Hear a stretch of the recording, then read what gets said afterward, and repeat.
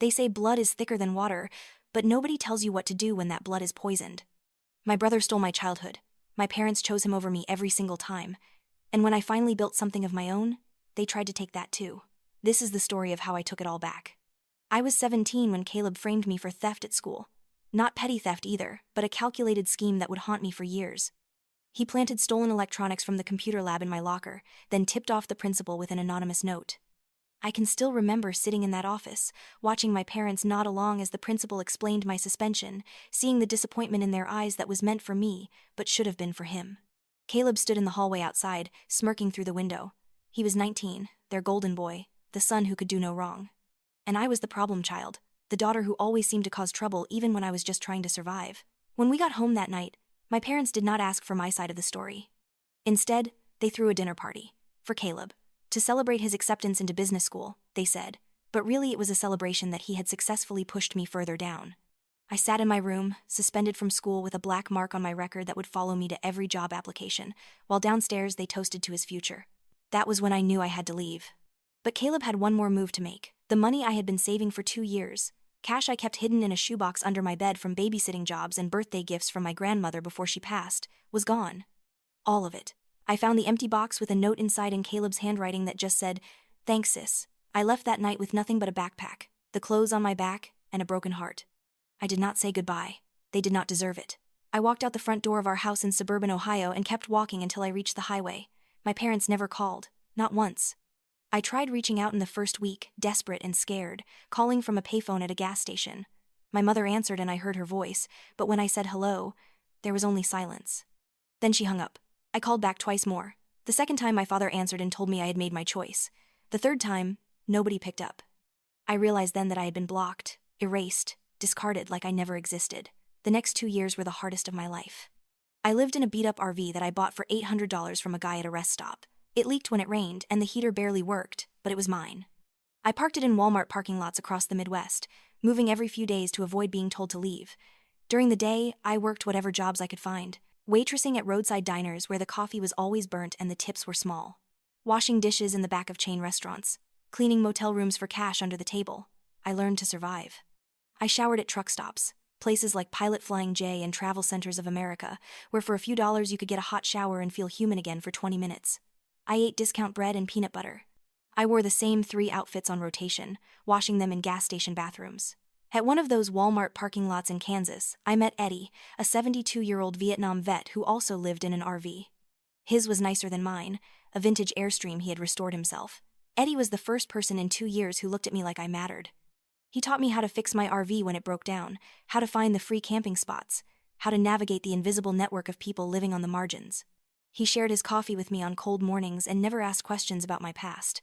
When I finally told him my story one night, sitting outside our RVs under the Nebraska stars, he just nodded. Family ain't always who you're born to, kid. Sometimes it's who you find along the way. Eddie died 6 months later, peacefully in his sleep. I was the one who found him. At his funeral, which I organized with the little money I had, I met his daughter. She lived in Denver, had not spoken to him in 15 years over some argument she could not even remember. She looked at me like I had stolen something from her. Maybe I had. I had gotten the last years of her father's wisdom, his kindness, the things she had thrown away. After Eddie's death, something changed in me. I could not keep drifting. I needed roots, stability, a future. I was 19 years old and I had nothing, but I was done being nothing. The 2008 financial crisis hit hard, and I lost my waitressing job when the diner closed down. I was desperate, living on the last $50 I had to my name, when I did something I swore I would never do. I called home, not my parents, but Caleb. I thought maybe, just maybe, he had changed, that he might help his sister who was drowning. The phone rang 3 times before a woman answered. Tiffany, his wife, her voice dripping with fake sweetness. When I asked for help, explained I needed just enough for food and gas to get to the next town where I had a job lead, she laughed. Actually laughed. Then she put me on speaker. I heard Caleb in the background. Is that Harper? Tell her we just bought little Emma a Gucci stroller. Maybe she can push it for us when she visits. Tiffany came back on the line. Hope your cardboard box is cozy, Harper. Caleb is doing so well. We just bought a boat. Maybe you could live on it, like a little dock rat. She texted me photos after that call. Their new house, a sprawling McMansion in the suburbs, Caleb's luxury car, her designer bags. Every image was a knife, carefully placed to cause maximum pain. I blocked her number, but the damage was done. I cried for the first time in months, sitting in my RV in a Walmart parking lot in Missouri, feeling like I would never escape this life. But crying does not pay bills or fill gas tanks. So I dried my tears, drove to the next town, and walked into an Amazon fulfillment center looking for work. The manager, Frank, was a gruff man in his 50s with calloused hands and kind eyes. He looked at my application, which was mostly blank under work history, and then looked at me. "You living in that RV out there?" I nodded, ready for rejection. "You reliable? You gonna show up every day?" "Yes, sir. You start tomorrow, 6 a.m. Don't be late." I worked at that warehouse for 3 years. Frank became another Eddie, a father figure who actually cared. He let me use the employee shower and restroom after hours, brought me sandwiches his wife made, gave me every overtime shift available. I worked like I was possessed, because I was. Possessed by the need to prove I was more than what my family had made me believe I was. I saved every penny. I skipped meals. I wore clothes from donation bins. I fixed everything in my RV myself using YouTube videos and determination. And slowly, painfully, my savings grew. When I had enough for a down payment, I started looking for a house. Not something fancy, just something mine. I found it in a small town in Colorado, near Boulder. A tiny 2-bedroom bungalow that needed work, with a little yard and a view of the mountains in the distance. It cost every dollar I had saved plus a mortgage that would stretch me thin, but it was perfect. The day I got the keys, I sat in the empty living room and cried. But these were different tears. These were tears of victory, of proving everyone wrong, of finally having something that was mine and mine alone. I was so proud that I did something I had not done in years. I posted a photo on Instagram, just the front of the house with the caption, "From rock bottom to foundation." The hashtags were simple: first home, never give up, from the bottom up. I thought it would just be a moment to celebrate with the few friends I had made along the way. I was wrong. 3 days later, I came home from work to find a convoy of vehicles parked in front of my house. A BMW, a Mercedes SUV, and a rental truck. My stomach dropped before my brain even processed what I was seeing. I knew those cars. I knew those people. Caleb stood on my porch like he owned it. Next to him was Tiffany, her pregnant belly prominent, one hand resting on it dramatically. Behind them were my parents, looking older but still with that same expression of entitlement I remembered. Harper. Caleb's voice was smooth, practiced. "We need to talk." I got out of my car slowly, every instinct screaming at me to run. But this was my house, my home. I had nowhere left to run to. "Get off my porch." Tiffany laughed, that same cruel laugh from the phone call years ago. "Come on, Harper, we're family. We saw your little Instagram post. Cute house. But we need it more." My mother stepped forward, her voice taking on that manipulative tone I knew so well. "Harper, sweetie, Caleb and Tiffany are having twins." "Twins! They need space." "You don't have children. You don't need all this room. This is my house. I bought it. You need to leave." Caleb's expression hardened. "Don't be selfish, Harper." "You've always been selfish. Mom and Dad came all this way. We drove for hours. The least you can do is listen." I looked at my father, who had not said a word. He just stood there, nodding along, backing Caleb like he always had. "I have nothing to say to any of you. This conversation is over." I tried to walk past them to my front door, but Caleb blocked me. "We're not leaving, Harper. We already talked to a lawyer. We can draw up a rental agreement. You can live somewhere else, somewhere smaller, more your speed. This house is perfect for our family." The audacity was breathtaking. They were not asking. They were telling me. Again. Over the next 2 days, I watched in horror as they systematically tried to take over my life. Caleb showed up with a locksmith and tried to change my locks while I was at work. But my neighbor, Mrs. Chen, called me, and I raced home to stop it. Tiffany posted on social media about her new house, tagging my address, showing off my rooms like they were already hers. My parents camped out in their car in my driveway, guilting me every time I came and went. "Your brother needs this, Harper. Family helps family. When has family ever helped me?"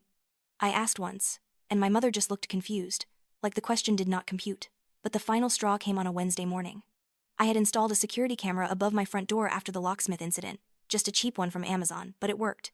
I was at work when my phone buzzed with a motion alert. I opened the app and watched in real time as Caleb and Tiffany broke into my house. They did not even try to be subtle. Caleb used a crowbar on the back door. The footage showed them walking through my home, Tiffany pointing at where she wanted to put a crib, Caleb measuring the walls. Then they started moving furniture, my furniture, out to the rental truck. I left work immediately. On the drive home, I did not cry. I did not scream. I just called 911, my voice steady and cold. "I need to report a breaking and entering in progress. I have video evidence. They are moving my belongings out of my home right now." The dispatcher asked for the address and I gave it. She asked if I knew the suspects. "Yes," I said. "It's my brother and his wife. but that doesn't give them the right to break into my home. When I pulled up to my house 15 minutes later, police were already there. 2 patrol cars, lights flashing. Caleb and Tiffany were on the lawn, arguing with the officers. My parents were trying to intervene, explaining that this was just a family matter, a misunderstanding. I got out of my car with my phone in hand, the security footage queued up and ready. One of the officers, a woman named Officer Rodriguez, approached me. "Ma'am, are you the homeowner?" "Yes. This is my house. I have the deed, the mortgage papers, everything in my car, and I have video of them breaking in." I showed her the footage. Her expression darkened as she watched Caleb crowbar my door, watched them invade my space, steal my things. Tiffany saw me talking to the officer and exploded. "She's lying. This was supposed to be our house. She doesn't even need it." Officer Rodriguez held up a hand. "Ma'am, I need you to calm down." But Tiffany was past the point of reason. She charged toward me, screaming obscenities, and Officer Rodriguez had to physically restrain her. That was when things escalated. Tiffany fought back, trying to scratch and claw, and within seconds she was in handcuffs, being read her rights for assault on an officer and trespassing. Caleb looked pale, shocked. "This wasn't supposed to happen. We're family." The other officer, an older man named Officer Barrett, shook his head. "Sir, this is breaking and entering, trespassing, and theft. Family or not, it's illegal." My father finally found his voice. "Officers, please, this is just a misunderstanding. We can work this out." Officer Rodriguez looked at me. "Do you want to press charges?" I looked at my brother, my sister-in-law in handcuffs, my parents pleading. For a moment, I hesitated. Then I remembered every cruelty, every abandonment, every time they had chosen Caleb over me. "Yes, I want to press full charges." The aftermath was swift and brutal. Caleb and Tiffany were arrested. My parents had to call a lawyer, spending thousands they clearly did not have. The story made local news, a human interest piece about family gone wrong, and then something unexpected happened. It went viral. Someone had recorded the confrontation on their phone, a neighbor across the street. The video showed Tiffany's meltdown, showed her attacking the officer, showed my calm explanation of the break-in. Within 48 hours, it had millions of views across TikTok, Facebook, Twitter. The comments were overwhelmingly on my side. This is what narcissistic family members do. They take and expect you to just give. Good for her for calling the police. Family doesn't mean you get to commit crimes. That brother and his wife are insane. Hope they go to jail. My Instagram post about the house got shared thousands of times, and people started following my account, asking for updates, sending messages of support.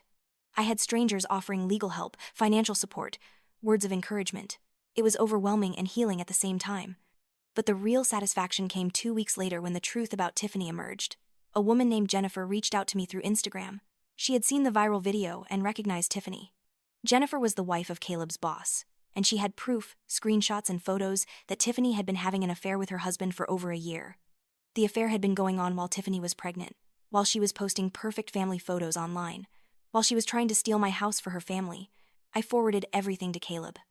I did not do it to be cruel. I did it because he deserved to know the truth about the woman he had chosen over his own integrity. His marriage imploded spectacularly. Tiffany left him, taking half of everything in the divorce, including his beloved boat. His boss fired him when the affair became public, afraid of a harassment lawsuit. His perfect life, the one he had built on lies and manipulation and using people, crumbled like a sandcastle in the tide. My parents tried to support him, but they were drowning in legal fees from the criminal charges. Tiffany had been convicted of assault on an officer and given probation and community service.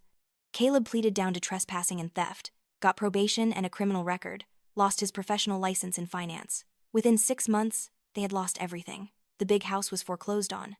The fancy cars were repossessed. Caleb moved back in with my parents, but their small house could not contain his family and his failure. That was when he called me. His voice was broken, hollow. "Harper, I need help. I have nowhere else to go. The twins, they need a place to stay. Please." I should have hung up. Part of me wanted to. But I thought about those children, innocent babies who had done nothing wrong, and I thought about who I wanted to be. I still had my old RV. I had kept it, sentimental maybe, parked behind my house. It was fixed up now, running well, livable. You can rent the RV, $500 a month, first and last month up front, plus a security deposit. There will be a lease with rules. You break them, you're out. The silence on the other end was long. Then, quietly, "Thank you." The RV sat in my driveway now, and Caleb lived there with his twin daughters. Every morning, he had to walk past my house, the house he tried to steal, to get to his car to drive to his new job at a grocery store. Every evening, he had to see me come home to the life I built while he lived in the ruins of his own making. I made the rules clear. He would maintain the RV. He would keep the noise down. He would do yard work for me twice a week as part of the rent, and he would stay away from me unless absolutely necessary. My parents came once, to try to guilt me again. How can you do this to your brother? How can you make him live in an RV in your driveway like he's some kind of servant? I looked at my mother, really looked at her. How could you let him destroy my life and say nothing? How could you throw me away when I needed you most? This isn't cruelty, Mom. This is consequence. They left and never came back. But something unexpected happened over the following months. Caleb changed. Or maybe he just finally became who he should have been all along. He took care of those girls like they were the only things that mattered. He worked hard at his job. He did the yard work without complaint, even started doing extra things, fixing a broken fence, planting flowers. One Saturday morning, I was having coffee on my back porch when he approached, nervous. "Can we talk?" I nodded, wary. He sat down, not looking at me. "I was wrong. About everything. I spent my whole life taking from you, hurting you, and I told myself you deserved it because Mom and Dad loved me more. But you didn't deserve any of it. And I'm sorry." His voice cracked. "I destroyed your childhood. I stole your money when you needed it most. I tried to take this house, the one thing you built with your own hands. And now I'm raising my daughters in an RV in your driveway, and every day I have to face what I am, what I did." I did not say anything. I just listened. I don't expect forgiveness. I don't deserve it. But I want you to know that you were right. About all of it. And I'm going to spend the rest of my life trying to be better, even if it's too late. He stood up and walked back to the RV. I sat there with my coffee, watching the sun rise over the mountains, thinking about justice and mercy and the strange ways life works out. Caleb never became my friend. We were not close, but he became a decent tenant and a devoted father. His daughters, Emma and Lily, were sweet kids who loved to play in my garden. I let them, even bought them a little sandbox and swing set. Not for Caleb, but because children should have good childhoods, the kind I never had. 2 years after that confrontation, I got a promotion at work, a management position that paid well enough that I could start saving again. My house was paid down faster than expected. I had a small community of friends, people who chose me, who valued me. One evening, I was planting tomatoes in the garden when Emma and Lily ran over, giggling. "Miss Harper, Daddy says we can help you garden if you want." I looked up to see Caleb standing a respectful distance away. He had aged in these 2 years, gray, streaking his hair, lines around his eyes. He looked tired but softer somehow. "That would be nice," I told the girls, handing them each a small trowel. They dug in the dirt with pure joy while I worked beside them. Caleb sat on the RV steps, watching his daughters, and for just a moment, I saw something like peace in his expression. My parents sent a letter a few months later. My father's health was failing. They wanted to reconcile, to make amends before it was too late. I read the letter twice, and then put it in a drawer. Maybe someday I would respond. Maybe I would not. But it would be my choice, on my terms, if and when I was ready. The viral video still circulated sometimes, popping up with new commentary, new shares. People called me a hero for standing up to toxic family, but I did not feel like a hero. I just felt like someone who had finally learned that loving yourself sometimes means letting go of people who refuse to love you back. On the 3rd anniversary of buying my house, I threw a small party. Frank from the warehouse came, bringing his wife. Mrs. Chen from next door brought dumplings. A few coworkers, a couple of neighbors, people who had become my chosen family. Even Caleb's daughters were there, playing in the yard. Caleb stayed in the RV, respectful of boundaries, but I saw him watching through the window, and I did something I did not expect. I walked over and knocked. When he opened the door, I said, "You can come to the party, just for a little while." His eyes widened. "Are you sure?" "No, but the girls want you there." He came, stayed on the edges, did not try to force conversation or connection, but he was there, and that was something. Not forgiveness, not yet, maybe not ever. But it was acknowledgement that people could change, that consequences could lead to growth. As the sun set that evening, I stood in my backyard, my house behind me solid and real, surrounded by people who genuinely cared about me. I thought about the girl who had fled in the night with nothing, who had lived in parking lots and survived on hope and stubbornness. That girl had built this life, this moment, from ashes and anger and sheer determination. Frank raised his beer. To Harper, who taught us all that the best revenge is a life well lived, everyone cheered. I smiled, feeling the warmth of belonging, of being valued, of having worth that nobody could take away. The house that justice built stood strong behind me. And I stood stronger still, knowing that I had taken back everything they tried to destroy. Not through cruelty or revenge in the traditional sense, but by simply refusing to let them define me anymore. That night, after everyone had gone home and the house was quiet, I sat on my porch with a glass of wine. The RV was dark, Caleb and the girls asleep, The street was peaceful. And I realized something profound. I had won. Not because they had lost everything, though they had. Not because I had gotten revenge, though in a way I suppose I had. But because I had built a life where their opinions, their cruelty, their rejection no longer mattered. They had spent years trying to break me, and I had spent those same years becoming unbreakable. The next morning, I woke up in my house, made coffee in my kitchen, and got ready for work at my job. It was ordinary, beautifully ordinary, and that ordinariness was the greatest victory of all. I was no longer defined by what had been done to me, but by what I had overcome. Caleb was outside, helping the girls get ready for daycare before his shift. He waved awkwardly. I nodded back. It was not warmth, but it was not hostility either. It was simply two people existing in the same space, the past between them acknowledged but no longer poisonous. As I drove to work that morning, I thought about blood and water, about family and choice, about justice and mercy. They say you cannot choose your family, but that is not entirely true. You can choose to keep them or let them go. You can choose to forgive or to move forward without forgiveness. You can choose to help even those who hurt you, not for them, but for who you want to be. I chose me. Finally, completely, unapologetically. And in doing so, I discovered that the best revenge was never about making them hurt. It was about making myself whole.